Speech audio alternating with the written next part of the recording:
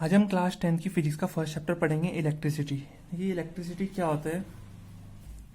जो electric charge होता है जब वो फ्लो करता है तो उसी को हम बोलते हैं इलेक्ट्रिसिटी। तो फ्लो ऑफ इलेक्ट्रिक चार्ज को ही हम बोलते हैं इलेक्ट्रिसिटी। इलेक्ट्रिसिटी जो होती है हमारे पास दो तरह की होती है, एक होती है स्टैटिक इलेक्ट्रिसिटी और एक होती है करंट इलेक्ट्रिसिटी।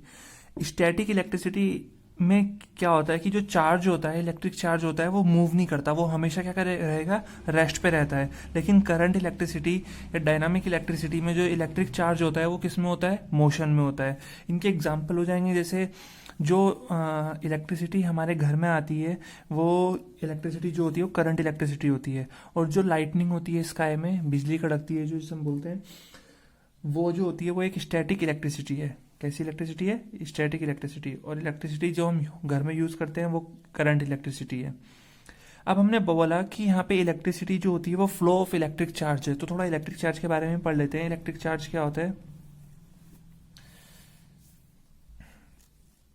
देखिए, इलेक्ट्रिक चार्ज हमारे पास दो तरह के होते हैं, एक होता है पॉजिटिव चार्ज और एक होता है नेगेटिव चार्ज। तो पॉजिटिव चार्ज तब प्रोड्यूस होता है जब हम किसी न्यूट्रल बॉडी में से इलेक्ट्रॉन को रिमूव कर देते हैं। पॉजिटिव चार्ज कब प्रोड्यूस होता है? जब हम किसी न्यूट्रल बॉडी में से इलेक्ट्रॉन को रिमूव कर देते हैं या कोई न्यूट्रल बॉडी इलेक्ट्रॉन लॉस कर देती है तो वो पॉजिटिव चार्ज कहलाती है। और अगर कोई न्यूट्रल बॉडी इलेक्ट्रॉन गेन करती है तो वो क्या कहलाएगी? वो नेगेटिव चार्ज कहलाएगी। क्लियर हुआ? अपोजिट चार्ज जो होते हैं वो एक दूसरे को क्या करते हैं, लाइक करते हैं, अट्रैक्ट करते हैं। जैसे ये है अपोजिट चार्ज, प्लस माइनस या माइनस प्लस, ये एक दूसरे को क्या करेंगे, अट्रैक्ट करेंगे। Opposite charge attract each other. लेकिन जो लाइक चार्ज होंगे, जो सिमिलर चार्ज होते हैं, प्लस प्लस या माइनस माइनस, ये क्या करेंगे, एक दूसरे को रिपेल करते हैं। क्लियर हुआ? तो opposite charge attract each other और like charge repel each other, ये हमें ध्यान में रखना है। तो हमने इलेक्ट्रिसिटी के बारे में बात की, इलेक्ट्रिक चार्ज के बारे में बात की। अब हम बात करते हैं इलेक्ट्रिक चार्ज की यूनिट के बारे में। तो इलेक्ट्रिक चार्ज की जो यूनिट होती है वो कुलम्ब होती है। क्या होती है? कुलम्ब। कैपिटल सी से डिनोट करते हैं। तो इलेक्ट्रिक चार्ज की अगर कोई ऐसा यूनिट पूछता है तो वो कुलम्ब होती है और इसको हम सी से डिनोट करते हैं। अब हमसे हमसे यहाँ पे एक क्वेश्चन ये भी पूछा जा सकता है कि 1 कूलम्ब चार्ज क्या होता है? क्या पूछ सकते हैं? 1 कूलम्ब चार्ज क्या होता है? तो इसे अगर हमें समझाना है तो हम इस तरह से समझा सकते हैं इसको कि कुलम्ब्स लॉ के अकॉर्डिंग कि जो दो बॉडीज है, उनके दो चार्जेस है, उनके बीच में लगने वाला जो फोर्स होता है उसका फॉर्मूला होता है के Q1 Q2 upon are square. क्या होता है फॉर्मूला? के Q1 Q2 upon are square. तो अगर हमें Q को 1 कूलम्ब दिखाना है, Q को कितना दिखाना है? 1 कूलम्ब। तो इसका मतलब ये है के की जो यहाँ पे वैल्यू होती है, के की जो फिक्स्ड वैल्यू होती है 9 इंटू 10⁹, के एक कॉन्स्टेंट है, इसकी वैल्यू होती है 9 इंटू 10⁹ न्यूटन मीटर स्क्वायर पर कूलम स्क्वायर। ठीक है, इसे हम बोलते हैं डाई इलेक्ट्रिक कॉन्स्टेंट। क्या बोलते हैं? Dielectric constant. के को हम डाई इलेक्ट्रिक कॉन्स्टेंट बोलते हैं। क्लियर हुआ? तो अगर हमें Q की वैल्यू को 1 कूलम दिखाना है तो हमें R को भी 1 लेना पड़ेगा और फोर्स को हमें लेना पड़ेगा 9 इंटू 10⁹ न्यूटन। क्यों? क्योंकि जब फोर्स की वैल्यू 9 इंटू 10⁹ न्यूटन होगी तो वो K की वैल्यू कितनी होती है? 9 इंटू 10⁹।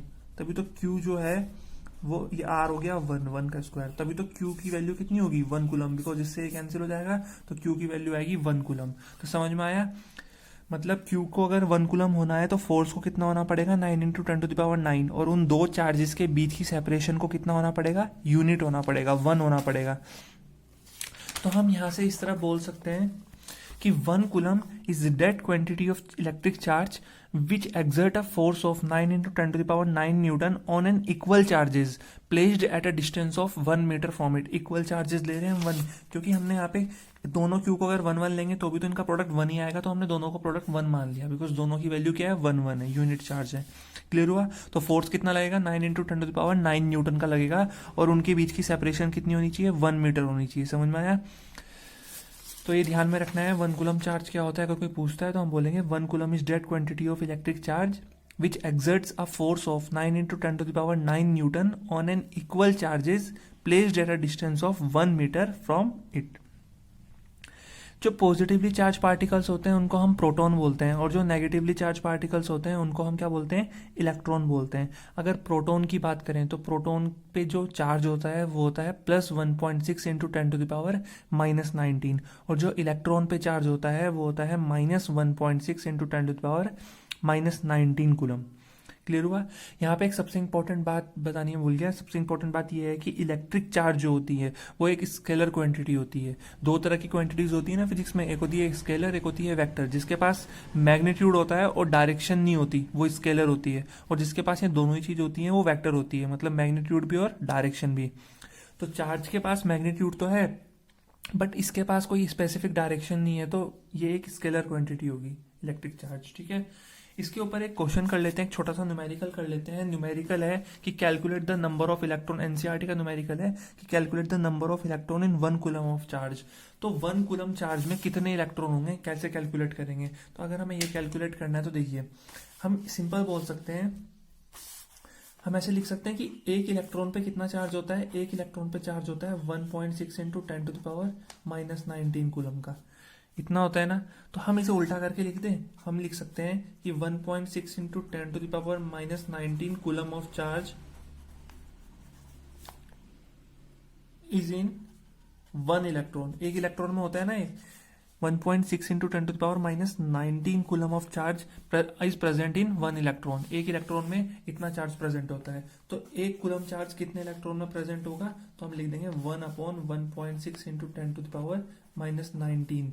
तो इसका आंसर आ जाएगा, कितना आ जाएगा सॉल्व करके, 6.25 इंटू 10⁻18 इलेक्ट्रॉन्स। तो 1 कूलम चार्ज कितने इलेक्ट्रॉन्स में होगा, 6.25 इंटू 10⁻18 इलेक्ट्रॉन्स में। इतने इलेक्ट्रॉन्स मिला के 1 कूलम चार्ज बनाएंगे।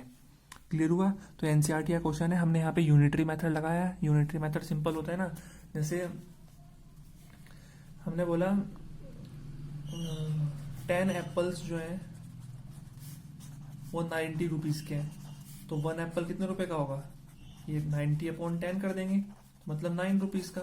हमने वही किया कि इतने कूलम ऑफ चार्ज एक इलेक्ट्रॉन में है, तो एक कूलम चार्ज कितने में होगा, 1/1.6 इंटू 10⁻⁻19। आंसर आया हमारे पास 6.25 इंटू 10⁻18 इलेक्ट्रॉन्स में 1 कूलम चार्ज होगा। क्लियर हुआ। तो आपको इतना क्लियर हो गया होगा कि इलेक्ट्रिसिटी क्या होती है। इंट्रोडक्शन ही है इस चैप्टर का कि इलेक्ट्रिसिटी क्या होती है, इलेक्ट्रिसिटी कितने टाइप्स की होती है, इलेक्ट्रिक चार्ज कितने टाइप्स का होता है, पॉजिटिव नेगेटिव। लाइक चार्ज क्या करते हैं, रिपेल करते हैं, अपोजिट चार्ज क्या करते हैं, अट्रैक्ट करते हैं। न्यूमेरिकल इस पे हमने देखा, प्रोटॉन पे कितना चार्ज होता है, इलेक्ट्रॉन पे कितना चार्ज होता है, ये हमने देखा है आज की इस वीडियो में। नेक्स्ट वीडियो में हम बात करेंगे कंडक्टर, इंसुलेटर, रजिस्टर्स के बारे में। तो आपको अगर आज की वीडियो अच्छी लगी तो प्लीज़ लाइक करें, शेयर कर दें वीडियो को अपने फ्रेंड सर्कल में, और चैनल अगर अभी तक सब्सक्राइब नहीं किया तो प्लीज़ चैनल को सब्सक्राइब कर लें।